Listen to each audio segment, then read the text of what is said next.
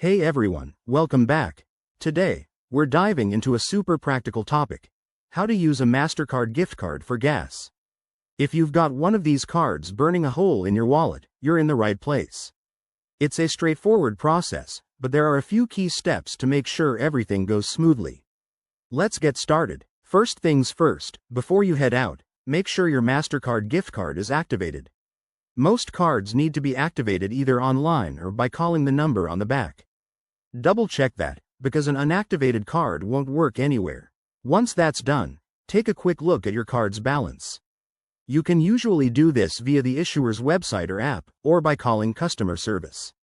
This way, you'll know exactly how much gas you can buy and avoid any surprises at the pump. Now, hop in your car and drive to a gas station that accepts Mastercard. Most major stations like Shell, Exxon, or BP do, but it's always smart to confirm. When you pull up to the pump, insert your card just like you would with a debit or credit card.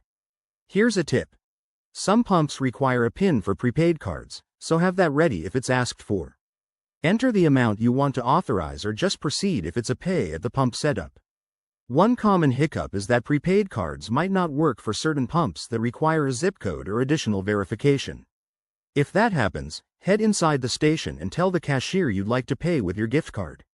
They'll process it manually, and you can then pump your gas. Keep an eye on your transaction to ensure you're not overcharging. Gas prices can add up fast. Finally, after you're all fueled up, check your remaining balance again to track your spending. Using a gift card for gas is a great way to make the most of your money without dipping into your main account.